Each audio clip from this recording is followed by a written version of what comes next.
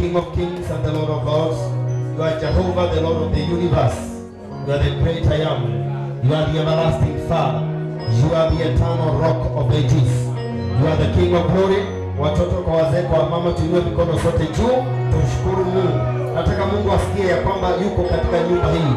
Nasikia mnataka Mungu afili na ajue ya kwamba kuna watu wanamstahili, kuna watu wanamtambua, kuna watu wanajua kwamba Mungu uketi katikati ya watu wake. Kuna watu wanajua kwamba hawajakuja kupaa sida, wamekuja kuwa na sehemu ya ibada na Mungu wao, ibada na Mungu wao, ibada na Mungu wao, ibada na Mungu wao. Baba ni asante, Baba ni asante, Baba ni asante, Baba ni asante. Twasema asante, wastahili, wastahili, wastahili, wastahili, wastahili.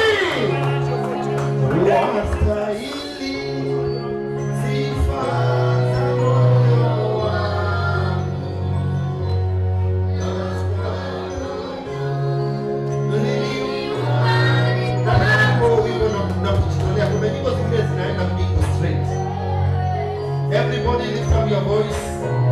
Stop looking at your neighbor. We did not come for company here. We came to worship the King.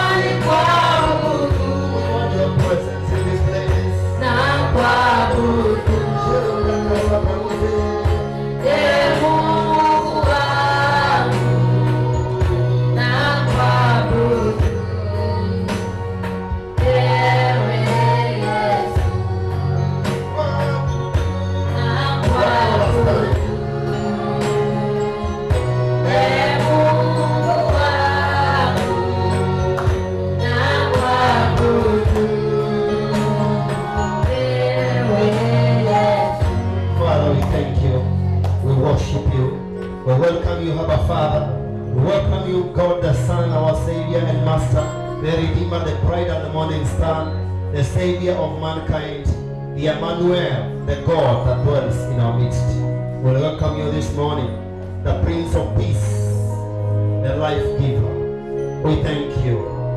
We thank you, Rabboni, Master, Teacher. We thank you, Lord Jesus Christ, our Savior. In your name, everything must bow. At the mention of your name, we must conform to your image. At the mention of your name, the powers of darkness must bend. At the mention of your name, our ears will be open, our eyes will be open, our hearts will open to receive from you. At the mention of your name, Father, sin shall be wiped away, because you have the cleansing power. Thank you for salvation. Thank you for deliverance. Thank you for healing. Thank you for restoration. We thank you, Jesus. We thank you, Jesus. We thank you, Master, King of Kings and the Lord of Lords. In Jesus' name we pray. Amen. In Jesus' name we pray. Amen. Somebody shout hallelujah. Hallelujah. I said shout hallelujah. Hallelujah. Again shout hallelujah. Hallelujah. Angalia watu wawili watatu wasalimie na mkono wa kuwakaribisha na furaha. Waambie welcome to the presence of God. I'm happy to see a few new faces. Hallelujah. I am happy to see you in this tabernacle of joy. Waambie welcome to the tent of meeting. It is called the tabernacle, the tent of congregation, the tent of meeting, the tent of miracles, the tent of healing. Waambie welcome to the tent of life, where we speak life in the spirit. Waambie huko ndani nafunza mambo ya kiroho, uhai wa kiroho. Welcome and take your seat in Jesus' name. Amen. Hallelujah. Amen. Yesu makofi tena kwa sababu ya Pastor Mtinda na timu yake. Tangu kwanza huduma zetu sikia sauti kwa sawa hii kwa mara ya kwanza. Amen. Wajua kuna saa zingine atakuwa anointed. Sauti inaweza kumaliza anointed. Maana inaongea hivi kama watu wamefungwa masikio. Praise God. Lakini nasikia kidogo ni kama tunaenda Dar es Salaam sasa. Hallelujah. Praise God. Sorry for the delay, but every time you see the mother delaying in making food, you are sure the food will be sweeter. Amen. Praise God. Every time mama will take more time in the kitchen, akichomoka pale, atakwambia nilikuwa nikitoa mfupa ndani ya samaki. By the time upate samaki, kule bila mfupa mtoto. You enjoy soup. Praise God. Nasema praise God. Huu ni mwezi tuna handle financial. Praise God. Amen. Na leo nataka kuhandle how witchcraft handles finances. Na ni topic ambao ni complicated. Kwa sababu uchawi, ukiingia mambo na uchawi ni mambo ya black magic. Ni mambo ya vitu ambazo zinaingiana na ni vitu Roho Mtakatifu iko ndani. Maana hapo unaongea kuhusu spiritual things alone. Amen. Praise God. Amen. This is the last service katika mwezi huu ambao tuko nao, mwezi wa Julai. Amen. We thank God ambaye tuanzisha mwezi wa kwanza, tarehe ya kwanza mwezi wa 7 tunaenda kufika mwisho, ni ibada ya Sunday ya mwisho. Tarehe 1 tutakuwa nao on Thursday ambao tutakuwa na trumpet. Praise God. Ukija kwando mwezi wa favor ambao Mungu anataka kutupatia mwezi wa 8. Praise God. Mwezi Roho Mtakatifu atatuhudumia. Leo tunaanza na kupatia one prayer ya kuanda witchcraft, alafu tuingie to the teaching itself. Praise God. Amen. Sema spirituality. Sema spirituality. Mungu amekataa binadamu wakipractice witchcraft. Na wacha nikwambie hivi, witchcraft is as old as Adam. Uchawi ni wa kitambo kama vile Garden of Eden, shamba la Eden. Uchawi ni wa kutoka kitambo. With what I will show you in the Bible today, praise God. Amen. Utajua kwamba uchawi upo na ni wa ukweli. Na uchawi umekuwa programmed. In fact, Mungu akiniita aliniambia mimi hivi baada ya miaka kama miwili. Aliniambia nimekutuma mji wa Kibwezi ukahandle witchcraft. Watu wangu wanafinywa na witchcraft. Ndio maana na take time a lot to study, praise God. Na kujua manipulations za mambo na uchawi. Na ninajua nikiombea mtu ambaye amefumbuliwa na uchawi Mungu atamfungua. Kwa sababu ni area ya call. Maana Mungu anakuita, anakufalisha, anafaa. Maana Mungu anakutuma na anakutuma na message anaiback up. Ukienda na message yako ni shauri yako. Musa angefika Misri aseme nimeambiwa na Mungu mkuje kujenga nyumba mzuri. Ataanza project na aje peke yake. Kwa sababu ametuma Misri afanye nini? Awatoe kutoka nchi ya utumwa mpaka nchi ya Kanaani. Hallelujah. Na wewe ukisimama kama obstruction, hindrance, shida on the way ya Musa kupeleka watu katika nchi ya utumwa, atakuharibu. Ataongea na jua litakumaliza. Praise God. Amen. Hivyo nataka ujue kutoka leo, wangapi wanajua kwamba nature yenyewe inaweza kuprogramiwa kukuumiza? Wangapi wanajua hiyo? Do you know that nature can be programmed to harm you? Do you know that people, human beings, they speak with the sun? They speak, wanaongea na vitu ambazo zimeumbwa kuumiza binadamu, kumkaidi binadamu. Shetani, ndio maana Mungu alitukataza kusoma mambo ya juu. Alisema msisome sayansi ya nyota, msisome sayansi ya mwezi, msisome sayansi ya vitu ambazo zimejificha. Someni yale mambo nimewafunulia na mfike hapo. Mbele hapo msiendelee. Kwa sababu gani? Zile vitu mtazipata pale, kuna entities, powers, systems ambazo zimeweka in those things. There is power in the sun, there is power in the moon, there is power in the stars. Are you hearing somebody? Praise God. Praise God. Ndio maana Mungu akisema do not study about these things because they can be manipulated. These things can be manipulated to hurt people. Unajua watu wanaamka mapema na wanakomaa na wanaamrisha jua. Hii area inakutai namna gani? Kuna watu wamefungwa so much financially. Na kitu kingine because somebody spoke to the sun to hurt you. Kwa nini wanapenda sana kutumia jua? Ni kwa sababu nobody can hide from the sun. You can't hide from the sun. Kwa sababu hata ukiomba mahali umejificha, by the time utokee kwa jua namna hii, jua litakuona. Na hivyo mtu anaamka mapema na anaanza kuamrisha jua. By the time you rise up na anatafuta maenemy, anasema tafuta adui yangu. Adui yangu anaitwa Mama Zebra, Mama Josiah. By the time Mama Josiah ana program mambo anataka huyu mama haone. Na anafanya degrees za kufavor hizo elements, zinaitwa elements. Jua, mwezi, nyota, maji, mchanga, vitu ambazo na water bodies, they are called elements. Na zingine tuzioni, Mungu ameziumba huko juu. Hizo elements ziko na entity, ziko na power. Ndio maana Mungu akasema katika kitabu cha Wagalatia, praise God. Amen. Hebu angalia Bwana.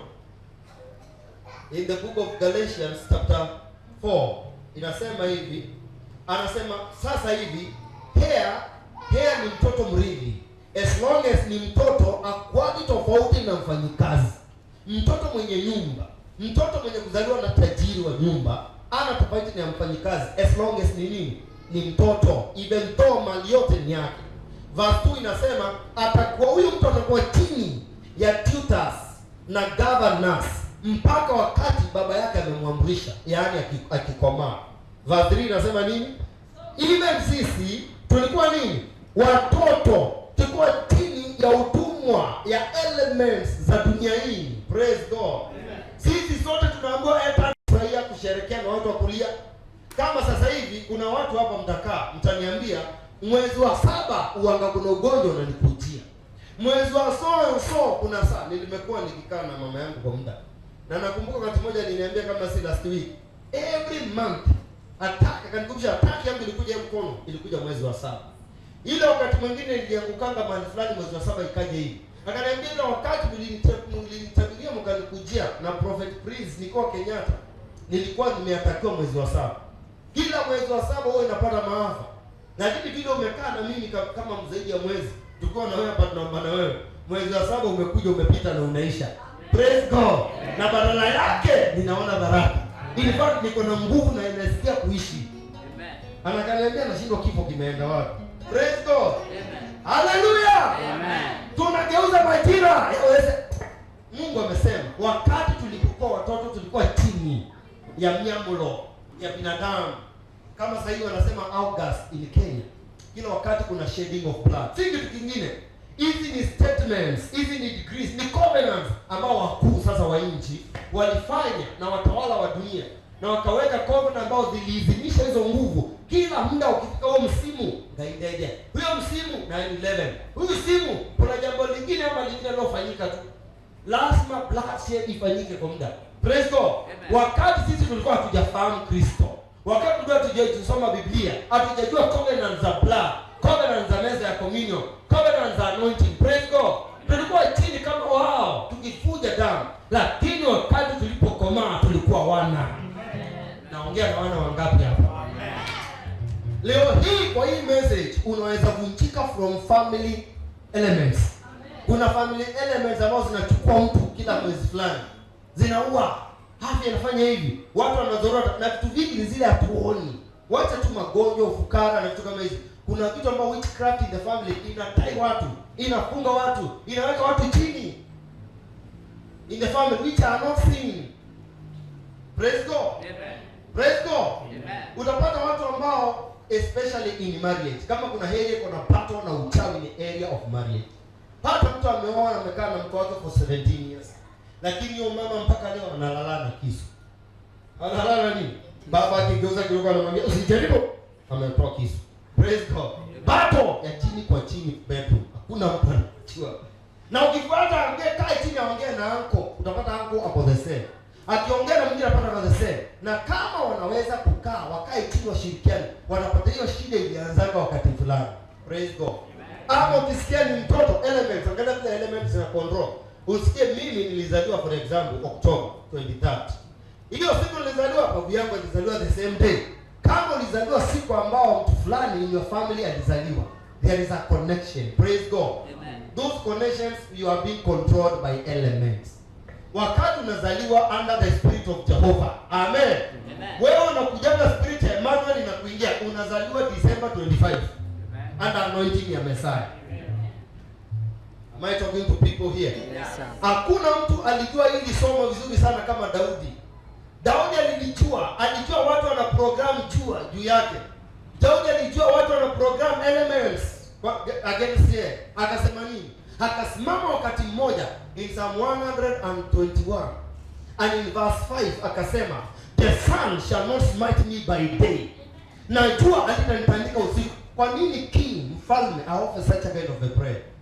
Kwa sababu alielewa there are elements ambazo zimeprogram mambo kwa mchana, mambo kwa usiku. Haleluya. Amen. Nasema haleluya. Amen. Ile vitu ambazo zilifunga, kesho unakuja contract. Na Mungu atambia kwa the Yeshua, anaambia by the time ilijua litoke kesho, hakikisha pesa ya so and so haitoki. By the time ililue, hakikisha hiki na hiki kimefanyika. Financial. Praise God. Amen. Mambo yanafanyika just because people are conjuring, they are commanding. They are speaking words to the sun, to the moon, to the stars. Wewe unakaa ignorant bila kujua. Ukikaa ignorant bila kujua, ndio maana Mungu akamwambia Ayubu, hebu fungueni Job chapter 38. Everybody from verse 11, 12. Job chapter 38, Job. Nataka tusome hii na tukae makinifu sana. Ayubu 38. Job chapter 38. Lubrakasa prabuzi. Father, I thank you. Sema, I receive power this day. I receive power. Sema tena, I receive power this day. I receive power this over day. Elements. Over elements. I receive power this day. I receive power this day. Over elements. Over elements. Anasemaga na mei muthenola suwa ya mwaka wa 38 ya leka yumele o mundu onda kona mutheno suwa thene suwa nduketegela mundu suwa kone. Praise God. Mwe nduketegela mundu suwa ko enjoy ndatasi kauma mutheno suwa na maisha make meka leo. Hello. Watu wengine wanapanda mti, wanachukua ndoa, wanapanda mti, wanaweka kwa nyumba na anaambia hiyo mti ilita jina fulani ya mtu fulani. Na mwambie hiyo mti hakikisha itaona jua. As long as hiyo mtu utakaa kwa hiyo mtungi na umefunika usione jua, huyo mtu jua lake lisiwake. Maana jua ni la Mungu na linaleta mwangaza na nuru kwa dunia mzima.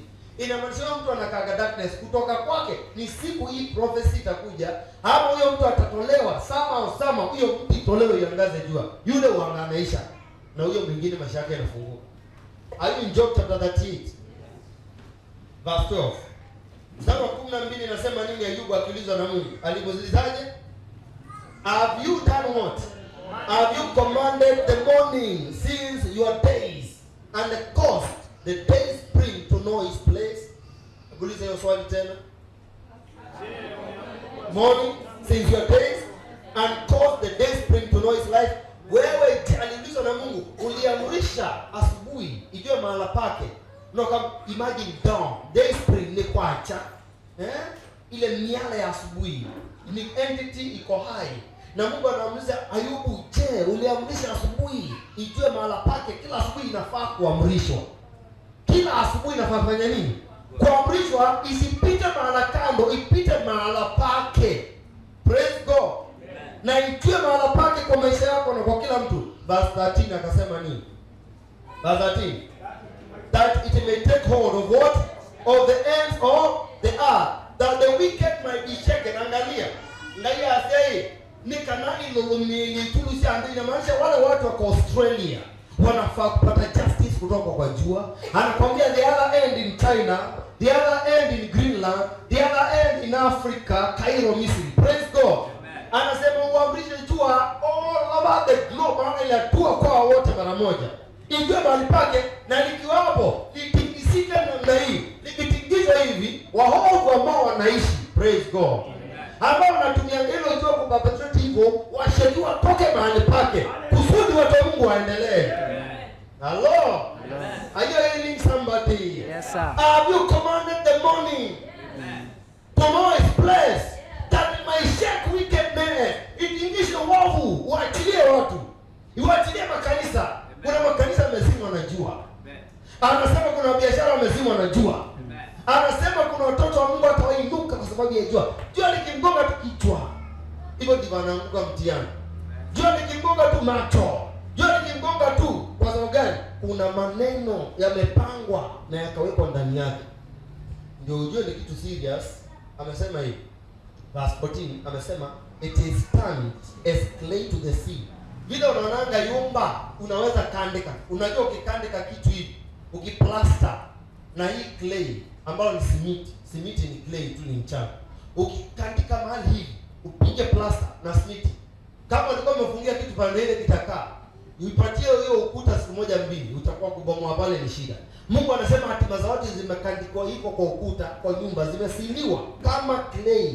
Hello? Amen. Na imesimama kama nini? Bazi. Na verse 15 nasema and from their wicked their light is withholden. Kutoka kwa wale waovu mwangaza wa watu umefungwa. Mwangaza wao umezuiliwa. Praise God. Amen. Praise God. Amen. Ilo mikono yote miwili useme Baba wa rehema. Maana hii kitu haiwezi kujibazua hivyo, lishatoka unless waamke kabla yake. Hivyo kama Mungu atafanya kitu juu ameleta hii message, praise God, ni neema zake tu zinaweza kureverse. Sema Mungu wa neema. Kwa neema zako reverse kila mpango wa uchawi umeweka katika elements, katika jua, katika mwezi, kinyume na maisha yangu. Sema reverse it. Sema reverse it. Sema reverse it. Kwa neema zako. Kwa neema zako. Kwa neema zako. Haya, mlilie Mungu. Mlilie Mungu dakika moja. Mlilie Mungu dakika moja. Leprakasa prabuze prakasa talarabia.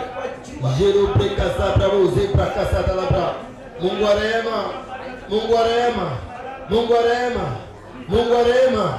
Mungu wa rehema. Mungu wa rehema. Mungu wa rehema. Mungu wa rehema. Reverse. Reverse. Reverse. Reverse. Reverse. Reverse. Leprakasa prabuze prakasa talarabia. Reverse. Reverse. Reverse. Reverse. Leprakasa prabuze prakasa talabra. Joko prekasa prabuze. Reverse. Madhumuni mabaya ya elements dhidi ya maisha yangu. In Jesus' name we pray. In Jesus' name we pray. Amen. Hallelujah. Amen. You realize what I'm saying? Yes. It is very destructive. Hakuna mtu anaweza kujificha kwa jua ama mwezi. Amen. Watu wanasimama na they give orders to the sun, to the moon, na wanaziamrisha zifanye mambo fulani. Ndio maana akamuuliza Ayubu, umeshinda ukikaa hapo unaniambia wewe ni mtakatifu. Unajua ni uovu mgani umeshikumba watu wa dunia na hawajui? Unajua ni uchafu mgani unawatafuta? Wewe uamrishe kila asubuhi uovu utoke na watu wakuwe huru. Misingi ya dunia mahali ilipo, mahali tofauti. Angalia somo kama hili. Na watu wanaweza kaa kanisani miaka 40. Hakuna siku ataelewa kwamba the morning must be come. Na nitakuonyesha proof. Praise God. Amen. Na kuonyesha Genesis chapter 39. Nimeona kijana mwingine ambaye anaitwa Yusuf. Genesis chapter 37. I would like you to open your Bible for yourself. Ndio uweze kujua Biblia. Bila kusoma yako hauwezi kuerefuka. Praise God.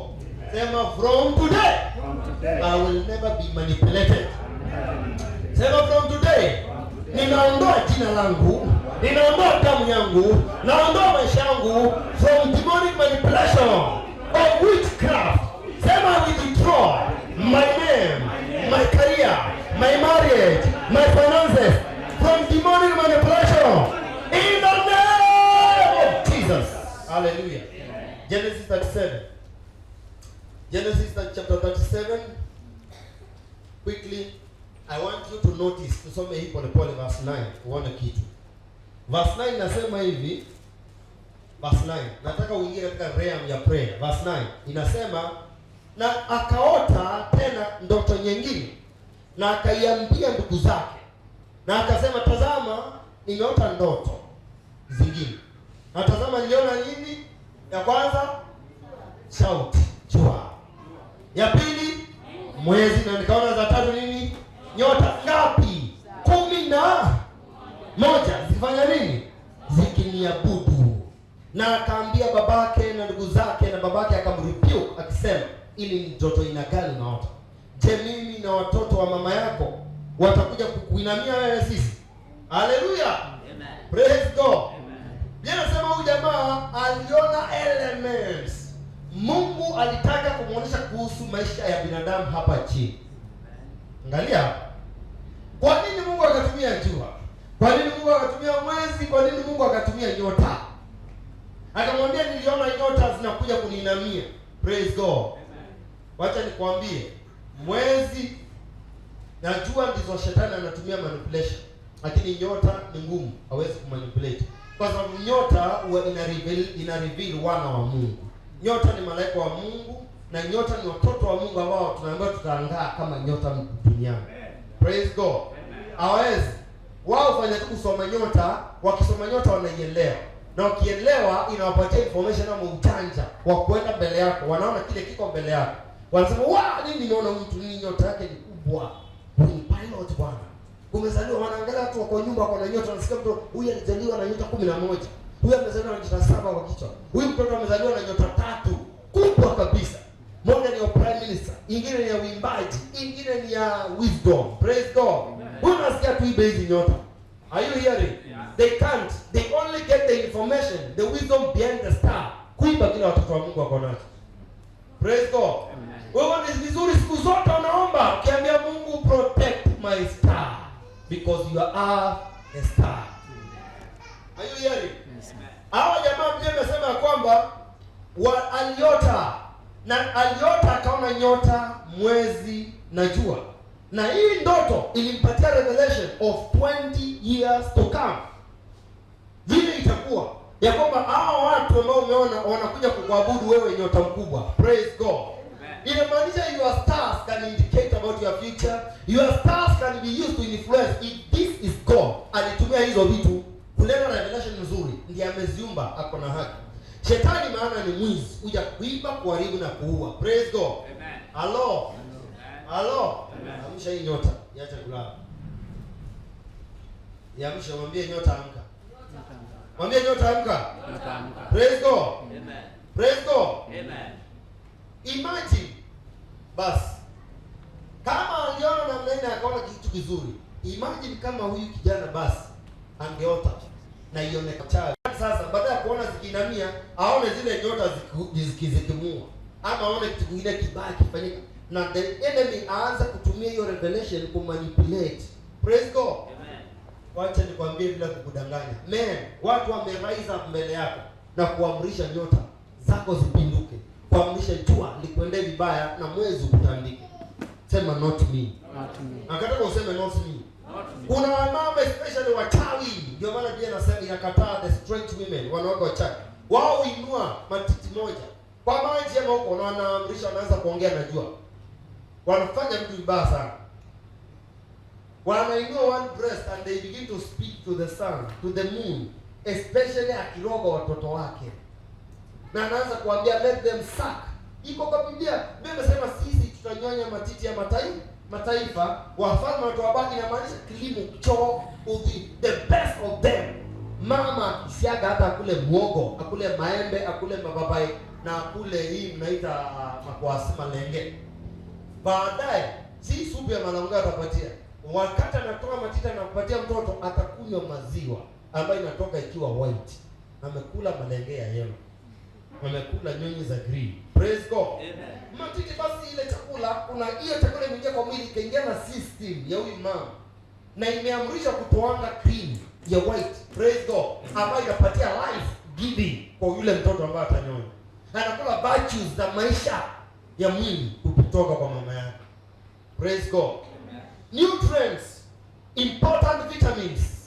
Kwa hivyo wakati mtu anaamrisha anaomba na vitu kama hizi, ni vitu serious. Mwanamke ni mtu serious. Ukienda against a woman ama kuendea ama kuongelea vibaya ama mama yako kukasirikia, please, maisha yako yote unafaa kutafuta.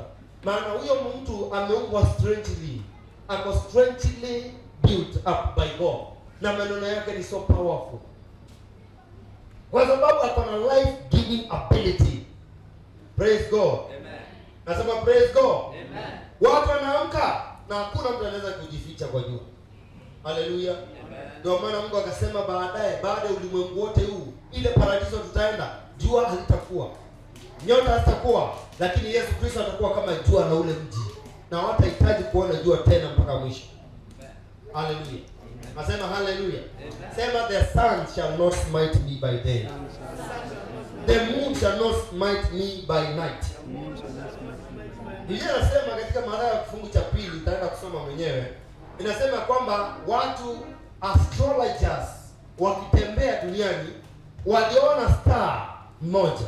Na walipoona hiyo star wakasema wakaisoma. Na waliposoma wakasema hii star ni ya mfalme ambaye ataenda kuzaliwa. Na akafuata ile star. Physically wakaifuata mpaka Jerusalem. Ikaja Jerusalem. Wakakimbia to the palace because they were so sure of their message. Kauliza king nini? We are coming from the east and we saw a star from the east. And that star is for a king that is born today. Hawakubahatika mpaka saa yenye atazaliwa na mahali atazaliwa. Are you hearing? Wakasema that king must be born today, not this year, not this month. Today we have seen his star. Na mnatakaje? We have come to worship him. Are you serious?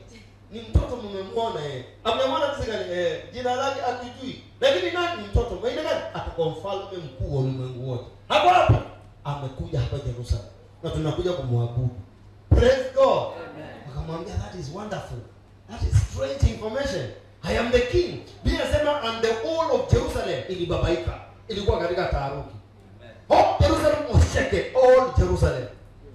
Then Herod akatafuta kwa wise men. Akawaita wewe, niulizeni. Kani majamaa wapeni chai kwanza. Niulizeni yote itakuwa wakachukua Biblia na vitabu vya kale vyote vikaekwa. Manabii wakakaa chini kutafuta. Hakuna mmoja kwa revelation. Papa. Wakasoma, wakasema out of Bethlehem in the country of Judea. Hallelujah. Wakasema mfalme anatoka Judea. Bethlehem. Praise God. Hallelujah. Wakaambiwa we, mkienda mumuone, Mungu tu alileta tu akamficha.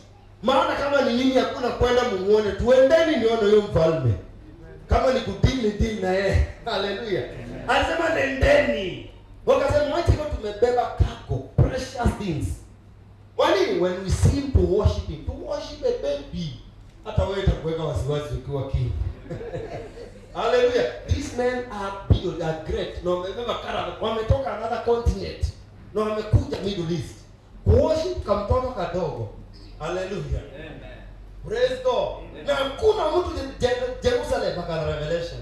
Mimi naomba nyota yako ifichwe na Mungu. Amen. Naomba nyota yako isikue dambuliwe. Sema Father, I pray today to return my star. Protect my star. Protect my star. Protect my star. Protect my star. Protect my star. Star yako ikiisha kazi ama expire ama ibiwe, hauna kazi tena. Hauna mapya katika dunia hii. Na next ni kustruggle. Hello.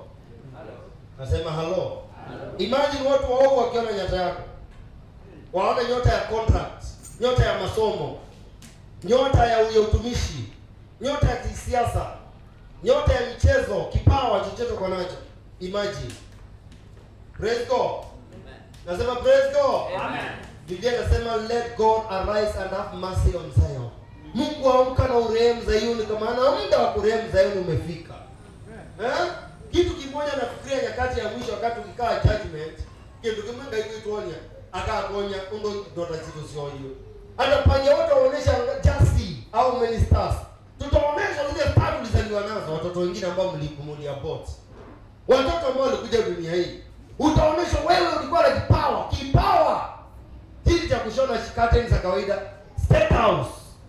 Kipawa za kuwasha taa mji mzima, kipawa cha kufungua mji mzima, taifa nzima, kipawa kikubwa sana cha kuongea na mambo yanafanyika, kipawa cha kulea mbuzi wa Kigala, mbuzi wa Kianuni.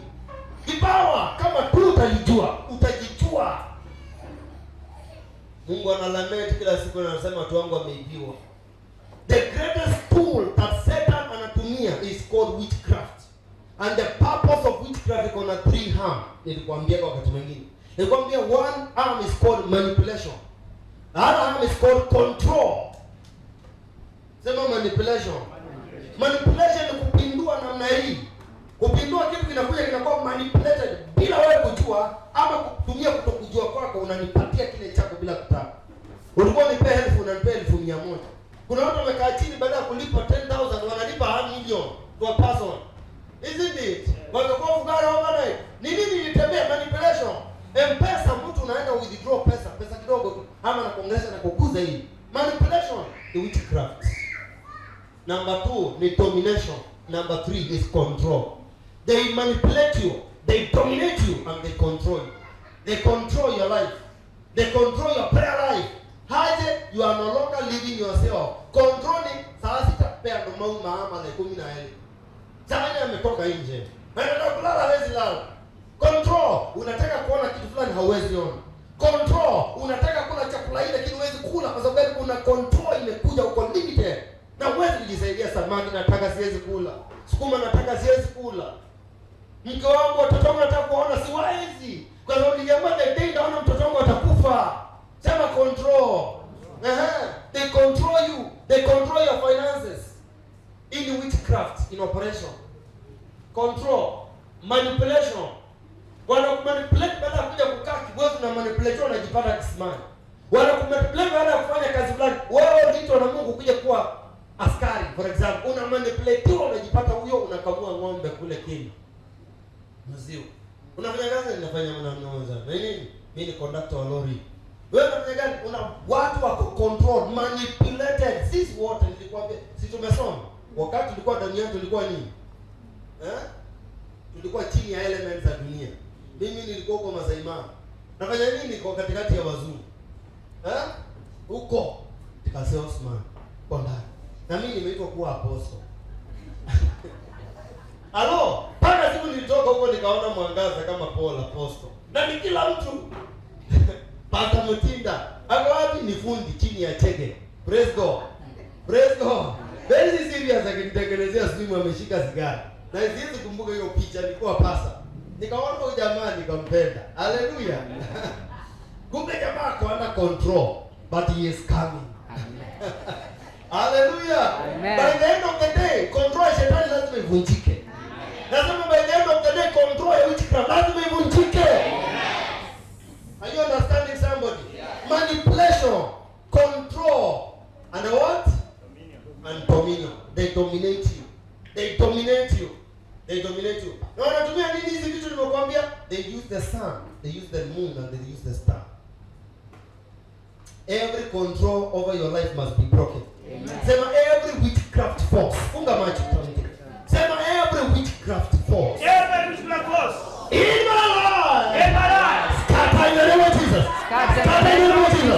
Scatter in the name of Jesus. Begin to pray, begin to pray, begin to pray. Seriously, utaachilia finances. Utaachilia maisha yako. Utaachilia. Scatter. Scatter. Scatter. Scatter. Scatter. Scatter in the name of Jesus. Witchcraft force in your life. Scatter in the name of Jesus. Scatter. Scatter. Scatter. Scatter. Scatter. Scatter. Scatter. In the mighty name of Jesus. In the mighty name of Jesus. In the mighty name of Jesus. In the mighty name of Jesus. Hakuna mtu anaweza kujificha kwa jua. Jua lazima likuone na ulione mchana na usiku. Na hii witchcraft ya jua ilianzanga in Egypt. Nimekwambia ni ya kitambo sana. Wakiabudu Mungu anaitwa Tammuz.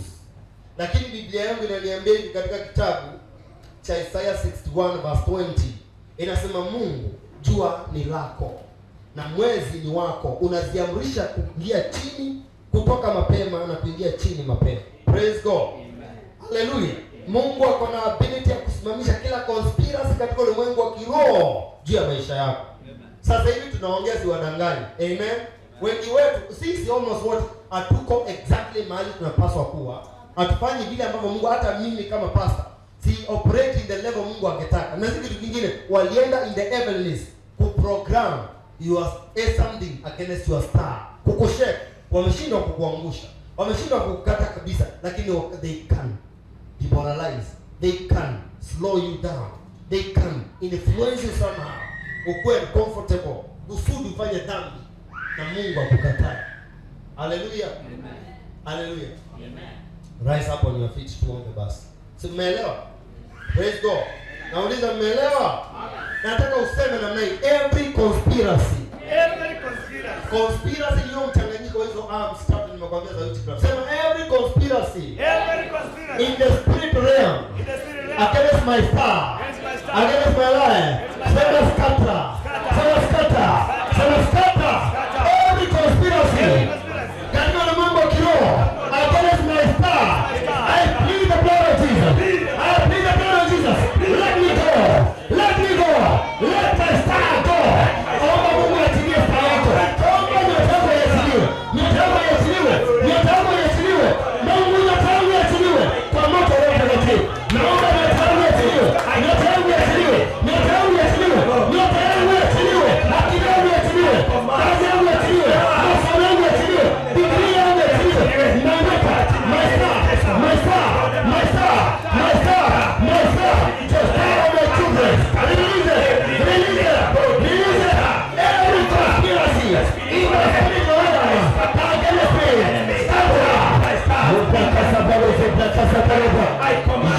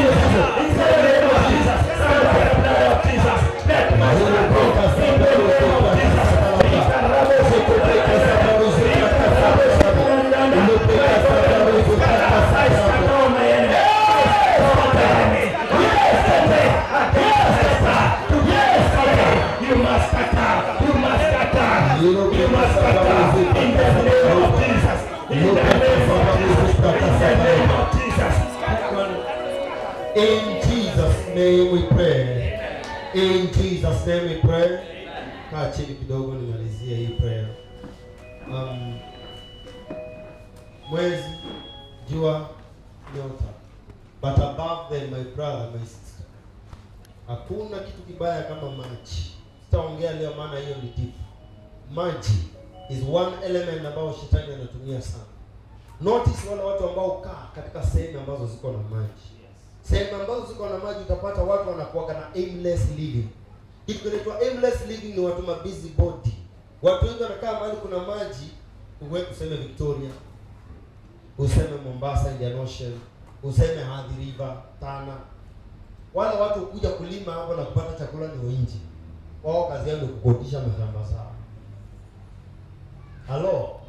Nakwambia ukweli, hata kana kariba kadogo kwa wapi na kajua. Unless mtu amejichimbia maji. Hii maji natural. Kwa sababu kuna spirits zinaitwa marine spirits, zinakuwa marine life. Hizo marine spirit ni mbaya sana. Watu ambao wanakaa mahali kuna water body wanakuwa na aimless living. Namba 2 wanakuwa na sexual promiscuity, umalaya, ushoga, wote uko mahali kuna maji. Hello? Na businesses ambazo ni nonsense. Tona jamaa anakaa Mombasa nini? Kazi yangu ni kuuza nazi, nauza madafu. Kazi ni kuuza madafu. Nini ninafanya? Nauza biasi karai. Biasi karai. Hiyo generation. Mimi ni mgema, natoa nini? Wanatoa ile pombe ile. Na kuna mtu shaiona amekuwa tajiri na hizo vitu.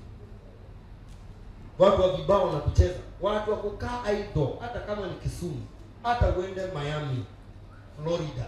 Praise God. Yes. Wale wanakuja kuendeleza ni watu wa nje, na kila wanacheka ni nini? Casino. Spirit ya perverseness, kwa sababu pale kuna mami water. Na mami water, the demons zile mbaya kabisa ziko kwa maji. Hello. Waangalia watu wametoka Mount Kenya, utawapata na mang'ombe, wanakamua maziwa. Islands, place ambao kuna misitu, place ambao ni green, iko sawa. Kenya ukifika mahali ni Tana, ni Athi River, ni Benue River. Praise God. Amen. Hata kama iko Central Africa. Praise God. Angalia Congo, the greatest river iko Congo, the longest. Hello. Pale ni nini? Diblodibala. Lingala. Hallelujah. Wamepewa muziki na vitu vya nasa ya dunia iko juu sana Kongo. Wanawake wale warembo wanasema wanatoka huko. Ni nini? Wanajua kudance sana na starehe iko na Wakongo. Praise God. Amen. A lot of drinking in the waters, unstable business. Nimekuambia madafu, kazi ya kuuza vifagio, jani ya nazi, aimless living. Kwa sababu gani? Hao watu bila kujua, they are full of covenant with the spirits. Yoyote anachukua madafu anarusha. Huwezi kukaa karibu na bahari ukose kusikia masauti. Wewe enda ukae kwa bahari, enda hata uombe sana, piga tongues na uombe na unyamaze na utulie. Hata ni mara yako ya kwanza especially, au hujaiataka ukavunja, wewe ni mara yako ya kwanza umeenda, utajua kuna wenyewe, utajua utakongwa na vitu uzione ama usikie masauti, especially kama ni usiku, utakimbia ndugu yangu, utakimbia. Praise God. Amen. Bahari ni hatari, si kama maroho za msituni ziko, lakini zile hapana, zile labda zikupeperushe na upepo ama moto ule unatokea, vitu tu natural na ngumu. Lakini bahari hata malkia mwenyewe anaweza tokea kama samaki. Alafu watu wanapenda kukaa katika hizo maji, wanapenda kukaa kwa uchi. Hello. Kwa sababu inhabitants, viumbe wanaokaa katika maji, ulimwengu wa kiroho wa juu, ulimwengu wa kiroho wa chini na ulimwengu wa kiroho wa baharini ni tofauti. Ukienda in the kingdom of marine, na zile video zote utasikia za deliverance wanakuambia in our kingdom we stay naked. Because of God, their kings and their queens are mermaids. And mermaids hawananga nguo. Ni nusu mwanamke nusu samaki. Wako uchi hivyo hivyo. So watu wengi wa kule wao uchi. Ndio maana watu wako beach wako uchi. Ndio maana unaona wasichana na wanawake wako huko ni kasuruali tu wamevaa na kabra. Hello. Wanasema tuko beach. Si lazima ukoe beach na ukoe empty. Unaweza kaa vaa jeans. Hello. Hello. I want you to get some knowledge. Manager said the right knowledge of God settles what? Peace. Am I talking to somebody? Yeah. Are you seeing these characters in your life lesson? Kwa sababu ni kitu mnajioneana, lakini hamjuangi kuna manipulation behind. Ile manipulation si kitu kingine. Manipulation ya tabia, perverseness, ya kukunywa mapombe, maisha ya kuhangaika, kutokujisaidia, umalaya. Wanataka kulala na wazungu, kuolewa na wazungu, watu wako high door, high class, very lazy people. People live in water bodies. Hauwezi kukaa mahali pale na ukose kujua wewe na Mungu wako. Praise God. Kingine ni spirituality, inakuwa pale makanisa ama kutokuwa Mkristo serious and so committed is very hard. That's why misikiti imeshika kule. Other religions opposite Christ zinaweza, but kanisa la Kristo is impossible. Hata kama ni Catholic. Wangapi wameona Catholic karibu beach na iko kila mahali? Hello. Praise God. Amen. Nasema praise God. Amen. Hallelujah. Amen. Foundation ya wengi basi iko na hii attack ya mama na maji. Wengi wetu walipozaliwa, angalia mama wajawazito, ukienda kwa mganga, wengi wakwenda baharini ukaoge. Enda tu mahali kuna maji ukaoge, ni kuinitiate wale watoto into that water. Wengi. Kwa nini uoshe tumbo lako? Your pregnancy na maji ya bahari. Ugonjwa mwingine wanaambiwa tafuta maji ya chumvi. Wanajua maji ya chumvi ni maji ya bahari. Hii tu utaenda ukioga na maji ya chumvi pekee. Kwani ni wewe na amani? Hello. Uliza jirani yako kwani mmekuwa na amani? Mwambie inaongea kukuhusu. Ndio mtu mwambie inakugusa somewhere. Kama ulioshwa na maji ya bahari ukiwa hapa kama mimi. Mimi nilioshwa na maji ya bahari nakumbuka. Kwanza nakumbuka nikiwa na maadhi vizuri tumesweat. Tulienda tukafukuzwa na ngoli yetu. Nilikuwa mdogo sana lakini nakumbukanga vizuri. Kafukuzwa. Tukafukuzwa tulienda baharini. Nakumbuka baada yake niinamisha, nilikuwa nimesweat, ananyosha kichwa, nikasikia maji iko chumvi. imagine. Maybe I was 5 years ago out, but I remember very well. Hello, ameshika master, amefunga master hapa kwa mgongo. Tulikuwa wawili na mama. Praise God. Tumebungurushwa Changamwe, tulikuwa tumeenda Changamwe kwa mmoja wewe. Anko mwingine akaja hapa kama jam na mama. Sisi hapa Mombasa. That was the first time I can remember, and I remember very well. Praise God. Kama uko hapa na ulioshwa na maji ya chumvi, uko umetumwa na mchawi. Praise God. May God reverse that act in Jesus' name. May God reverse that act in Jesus' name. May God reverse that act. Tulikuwa tunaona video nyingine.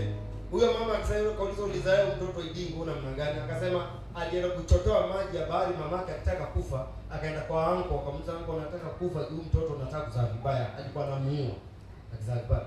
Akaambia huyu mama akijaribu kuzaa atakufa. So wakaenda to one God inaitwa Idigo. Akamwambia mtoto atazaliwa. Akaambia chukua maji ya bahari na ulete kwa hiyo Idigo uioshe na utegea wa maji. Na hiyo mama apewa kunywa atazaa vizuri. Akaosha hiyo God na akapewa maji ya kunywa. Alipokunywa alizaa huyo mtoto. Kijana akaitwa Idigo. Huyo alikuja kumsumbua usimani ndani. Praise God. 4 days. Si kitu kingine, marine power. Hello. Every manipulation. Sema every manipulation. Sema every manipulation against my star by the spirit of witchcraft. Sema be broken. Sema be broken. Sema be broken. Sema be broken. Sema be broken. Sema be broken. Sema be broken. In Jesus. Ndio maana nawaambia story ya jamaa mmoja Mnigeria alikuwa anaitwa Apostle Ayo Babalola. Babalola aliamkanga siku moja akiomba somewhere close to a river. Na akiomba spirit ikamanifest physically. A marine spirit. Ikamwambia you man, you are troubling us. Akamwambia Nigeria belongs to us. Lakini si umeleta shida. Ndio mara ya kwanza kusikia binadamu ana bageni na roho. Kwa ilikaa chini spirit ikamwambia kaa chini. Ikamwambia wewe chukua basi umeleta shida. The northern part of Nigeria tuachie the southern part, it belongs to us. Ikamwambia take the northern, wachana na the southern, it belongs to us. Na Babalola akasimama akasema it is written, ask of me and I shall give you the ends of the earth for your possession. Ayeye akamwambia you demon, I kill you this day for daring to talk with me. Aliua hiyo demon na hapo ndio palitoka revival za Nigeria. Maana alihandle the spirit that was stirring people from those regions. Hello. Every spirit must quandering in the katika ndoto in the form of kukuletea na kubageni. Let it be broken in Jesus' name. Amen. Sema I burn with fire. Sema I burn with fire. Put your right hand on your head. Sema my foundations. My foundations. My foundation. My foundation. Hear the word of the Lord. Hear the word of the Lord. I connect to the spring of life in Jesus' name. I connect to the river of life in Jesus' name. My foundation, my foundation, my foundation, connect to the power of God. In the name of Jesus. In the name of Jesus. In the name of Jesus. In the name of Jesus. Amen. Wangapi wanatoka mahali kuna maji, karibu na place kuna maji. Unatoka close to a river body. Inao mkono juu vizuri. You come, watu wengi wale ambao wanatoka from close to river body, wengi nao ambao wamesha distributiwa. Wengine wako na spirit husband na wengine wako na spirit wife. Nataka usikize message ya leo vizuri. Only church is the highest institution on earth where spiritual transactions are done to release men from bondage. Only church. Nimetoka mahali kuna maji. Umesikia ile nimesema ni ukweli ama sio ukweli? Hizo character mmeziona kwa watu ambao wanakaa karibu na maji. Nimemwambia watu ambao wanazaliwa mahali a lot of unstable businesses, small business za kuuza vitu hakuna, akala. Vitu hakuna, vitu vidogo sana. Hello. Watu wanakuwa full of immorality, aimlessly. Kwa nini immorality? Kwa sababu ya spirit has. Nimekwambia kuna mapepo machafu kama ya bahari. Mapepo ya ukidini na watu wa occult, even sex inakuanga mbaya. They only do sex on days ambazo wanaadhimisha sherehe fulani. Na sio sex inakuwa sexual orgy. Mtu anamchukua yule anataka anaacha anachukua mwingine kwa kama revival fulani. Vile wana Israeli walifanya akiwa jangwani wakati wakiabudu yule Mungu. They engaged in the same. But watu wa occult, they don't negotiate with those things. Unaweza kuona mtu ambao kwa occult 23 years amekatazwa. Lakini watu ambao wanalinda mapepo ya kutoka majini, vile zinaitwa majini ni fake. Zinakwambianga wacha mke wako chukua wasichana wadogo, wacha mke wako fanye hii, fanye hii, fanye hii. Wanapewa majini, wanapewa conditions za sexual perverseness na malaya.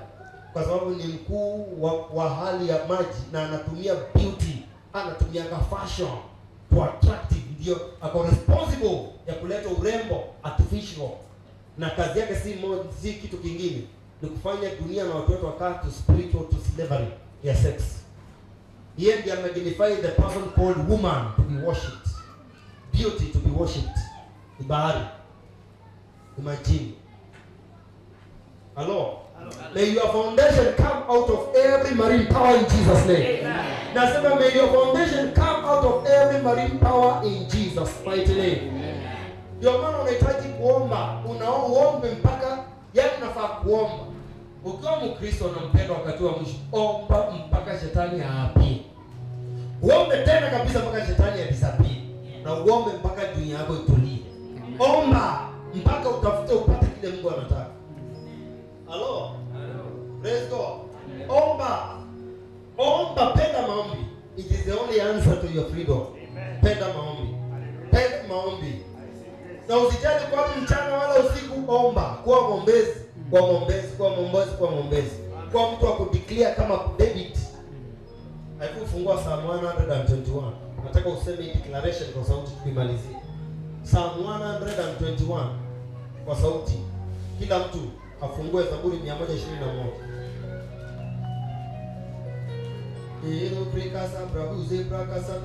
I connect you to the life-giving spirit. I connect you today to the life-giving spirit. I connect your virtues to the life-giving spirit. Let your nature be programmed from the spirit realm by Jehovah. In Jesus' name. Nasema in Jesus' name. Psalm 121. Nataka tuseme verse 1 kwa sauti sisi wote, kwa sauti kubwa kabisa. Kwa sababu hatusomi Biblia, tunaachilia degrees katika ulimwengu wa kiroho. Verse 1, 1 2 3 go. I will lift up my eyes to the hills, from where my help comes. Nimekwambia church ndio the highest what institution mahali usaidizi wako unatoka. Ukiona mtu anakudiscourage kuja kanisa, muende date. Mtu anakudisconnect kuja kanisa, muende to dance. Mtu anakudisconnect kwenda church service, muende harusi, muende mazishi. One reason ama another, muende hospitali. Hello, is yours your friend, is your enemy? Sema tena verse 1, 1 2 3 go. I will lift up my eyes unto the hill. Unafikiri ni Mount Kilimanjaro, Mount Kenya? Which hill is he talking? Now which hill is he talking about? How are you sure it is Zion? Isaiah what? Isaiah what? Huh? Isaiah, mama umeshika. Isaiah 2. Hata usiende mbali. Micah chapter 4, Isaiah 2 inasema aje? In the last days God will lift up his mountain above all the hills. It's talking about the church. Praise God. Isaiah chapter 2 from verse 1 to 3. Micah chapter 4 from verse 1 to 3. The same thing. The same thing. Tumesoma Psalm 121 verse 1.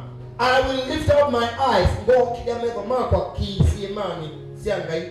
Kumapala msaada wako uma, msaada wa kila mundu binadamu uma hapa kiimani. Verse 2 asiata. My help comes from the Lord. Kina ngai au dada ni msaada wiki imani. No pia ni ngai ni msaada. So it is God who's in the mountain. Ni nani kwa hiyo mountain? Sema God, you are my father. Na msaada wangu utanatoka kwako. Unaotengeneza mbingu na nchi. Verse 3 everybody. He will not suffer my foot to be moved. He that keeps me neither slumber. Nilikana za Satani uimanda we. Utimanda kisomo. Uimanda kibeti. Uimanda ukemea. My God who keeps me in my business, in my salvation, in my deal, in my relationship, neither sleep nor slumber. We are here and I rise to the occasion and support you. Are you hearing? Rise to the occasion. My God, neither sleep Umefika Mtitondei, umeambiwa mnakutana hapo mwende interview, umepata hakuna mtu umedanganya. Sema, "Eat that keep me, neither sleep nor slumber." Utasikia siku ikipigwa. Kuna scripture unasema katika ile Mungu inapasua kitu. Hello, inapasua ina show. Mambo ya scripture ni powerful. Are you hearing? Yes, where the word of the king there is what? Power. Sema power. Power. Kama tu watoto wa Mungu umeweka neno la Mungu katika vinywa vyenu continually. Hiyo hakuna siku unakosa kitu cha kusema hapa. Wakati umekosa biashara umekaa kwa duka, unasema tu, "Eat and keep it me, neither sleep nor." Ngai yakuya malaika mwegarana mwewe tiko ma mwite. Mwite mwikono. Hallelujah. Mungu ndiye. Alo. Ndio mundu tune kweko mama. Ndio mundu tune kweko mama. Kai tena nikikata ngendo koma. Ehina niki. Dokoma. Niitwa niki na dokoma. Ni wewe nu na ngai wapanda koma. Praise God. Amen. Hallelujah.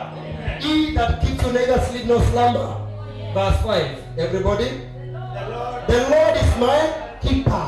The Lord is my shade upon my right hand. I have verse 6 now. 1, 2, 3, go pasua. The sun shall not smite me by day, nor the moon by night. Hiyo umemaliza uchawi wote. Again, 1, 2, 3, go. The sun shall not smite me by day, and the moon shall not smite me by night. Sema, I am invincible. I am incomprehensible. I am untouchable. Hello, Niki, kila mtu anaroga, either anaroga mchana ama usiku. Kila mtu anapanga nyama mchana ama usiku. Umeambiwa hakuna vitu zao zitaniwahi. Hakuna silaha yao itafanya kazi kwao. Verse 7, everybody, 1, 2, 3, go. The Lord shall preserve me from all evil. He shall preserve what? My soul. Inamaanisha verse 7 alikuwa anaongea kuhusu what? Evil. Akikupreserve. Anaongea kuhusu jua kukutandika na mwezi, na mstari wa 7 akasema Mungu atanipreserve from all evil. Ni uchawi. Sema uchawi. Fabricated uchawi ndio hii. Verse 8 ya mwisho. The Lord shall preserve my going out and my coming in from this time until sema I Peter Kavita. I Victor Musau. Nimekwambia sikiza vizuri. Sema I Apostle Peter. I Victor Musau. I will withdraw my name from satanic calendar. I will withdraw my name from witchcraft operation. I will withdraw my finances kutoka kwa mikono ya uchawi. I will withdraw my family. I will withdraw my marriage. I will withdraw my career. Ninatoa jina langu kwa uchawi. Ninatoa maisha yangu kwa mikutano ya uchawi. Ninatoa ndoa yangu kwa mikutano ya uchawi. Ninatoa kwa kalenda ya. Begin to pray. Lobra kasabra mozi prakasata labra. Joko prakasabra mozi prakasata labra. We withdraw your name. We withdraw your name. You will withdraw your name. I will withdraw my name from witchcraft oppression. From witchcraft oppression. I will withdraw my name. I will withdraw my name. I will withdraw my name. In the mighty name of Jesus, I remove my name from the hands of the wicked. In the mighty name of Jesus, I will withdraw my name from witchcraft calendar.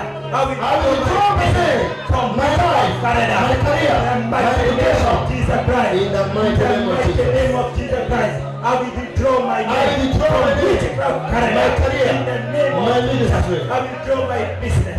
In the mighty name of Jesus. Mighty name of Jesus. From today, na wale wanatuangalia wote kwa TV popote pale, let God cancel kila agenda in the calendar of witchcraft people against your family. Yes. Let God withdraw it in Jesus' name. Amen. Let God withdraw it in Jesus' name. Amen. Whom ways are financially liberated, may you be liberated financially. Hallelujah. May you be blessed financially. Hallelujah. In Jesus' name. Amen. In Jesus' name. Amen. Hallelujah. Kwa Mungu aguze mtu mahali hapa.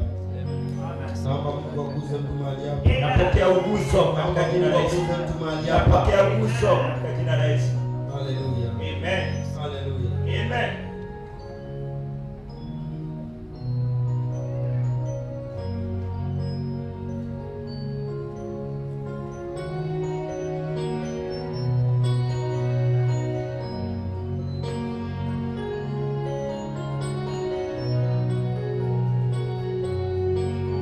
Patia wimbo mmoja, alafu ile nataka kuongea ni kitu serious.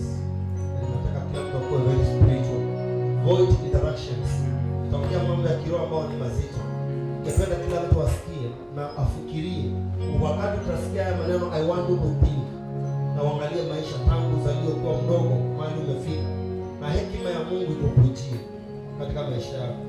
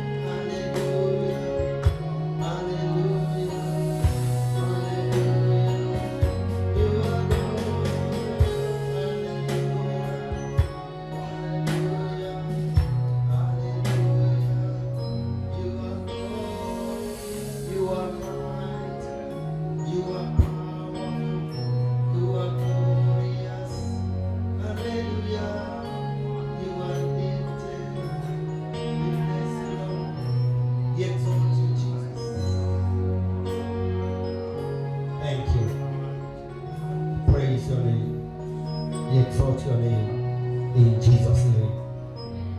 Amen. Isaiah 42, verse 22. Every time I read this scripture, in our heart, I get a new revelation. Hii nimekufunza hii scripture hapa sana, but it comes with a new power. Because life is serious. Now this verse ilishika kwa mshtuo na reality kubwa ya ukweli ambao mimi mwenyewe nilikuwa nimeishi kwa hii dunia bila kufahamu. Nataka tusome Isaya 42 verse 22 kila mtu. Isaya, acha nianze na mstari wa 21. Inasema, the Lord is well pleased for his righteousness' sake. Ata magnify the law and will make it honorable. The Lord is well pleased for his righteousness. He will magnify the law and make it honorable. Verse 23, 22. Ikasema ni, but this is a people what? Robbed and spoiled. They are all of them snared in holes.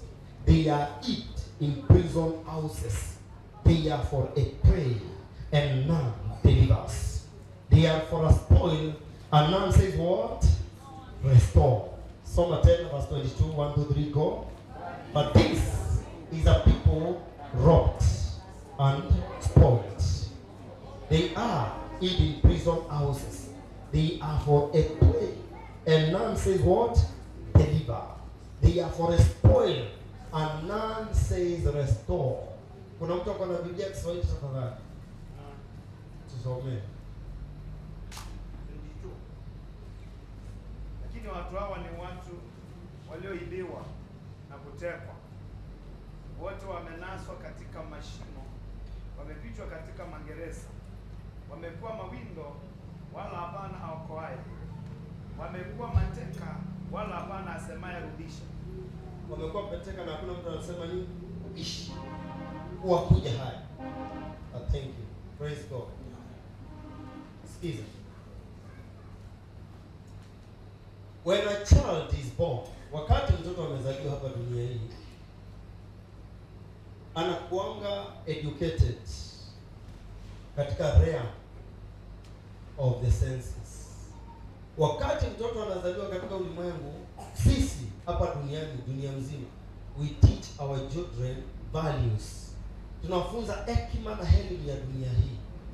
Tunafundisha about science. Tunafundisha about geography, history, housekeeping, kukaa na usafi, kuheshimu wazazi. Unapata mtu ambaye for the next 18 years anafundishwa in primary level, anafundishwa secondary level, na akimaliza anaingia tertiary, anaingia university, anafunza 4 more years on medicine, 4 more years on law, 4 more years to be a professor, to be a pilot. This education si mbaya, it is good. But this is an education ambayo ina-educate mtu senses. Unapata binadamu ambao amekaa hapa duniani and for the next 18 years anafundishwa mambo ya dunia hii. Anafundishwa vile ambavyo anaweza kujenga magari, kujenga manyumba na kufanya vitu zingine katika dunia hii. Praise God. Amen. But yule mtu yeye mwenyewe kando na kuishi katika dunia hii, ana umbo, ana sura, ana maisha mengine ambayo largely ama 3/4 ni maisha ambayo ni ya kiroho, mahali mtu ametoka. Unapata basi mtu ako na 32 years, amesoma, ni professor, ako na pesa, praise God. Amen. Lakini ajui what life is about. Akikutana na mystery ya vitu za kiroho, ajui hata kidogo.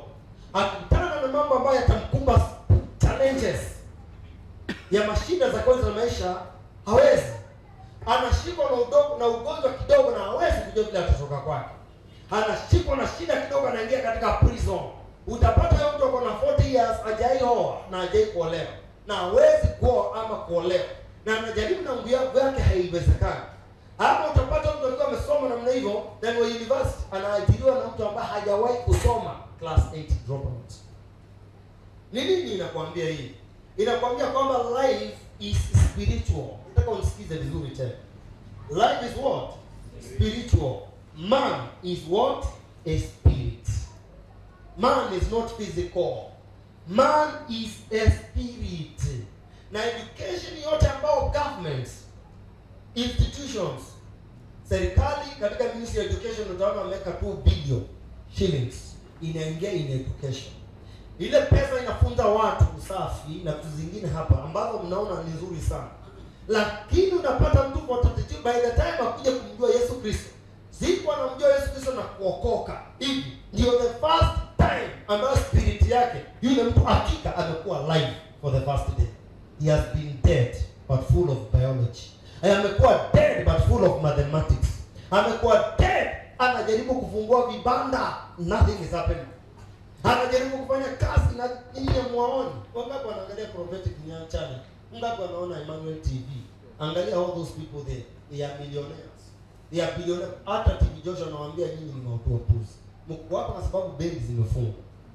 Na waona, mko hapa kwa sababu hakuna business leo. Ndio maana mmekuja kanisa. Hamkuja hata ndio mnataka Mungu. Mashida zenu zimekuwa too much.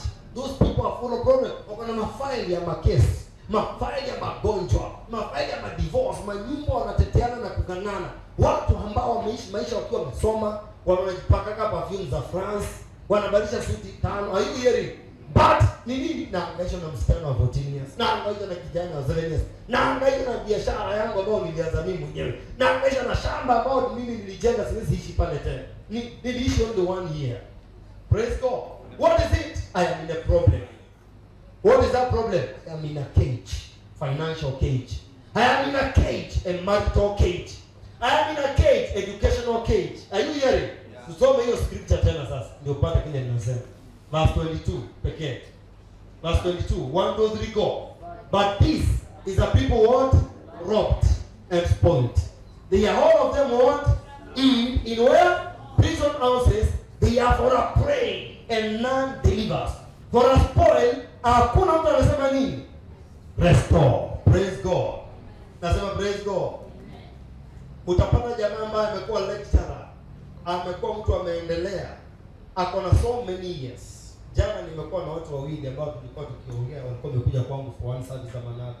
They are grown men and established in Mombasa Road. People ambao wanafanya transport business na mambo mengi in Mombasa. And I talked with them wakiongojea gari yao, walikuwa wanangoja for like 10 minutes. Wakati niliongea nao walisema, "Wow, pastor, mimi nimekaa hii dunia sijawahi kusikia kitu umesema. Na umesema kitu very very serious." Na mmoja akasema, "Man, you are too wise. That wisdom is very high. Sijaisikia." Akasema, "Hebu ngoja, I am a busy man, but I create time to come and see. Because naweza kunisaidia." Praise God. I was only talking shallow things about studying the word of God. Hata hakuna kitu deep tulienda.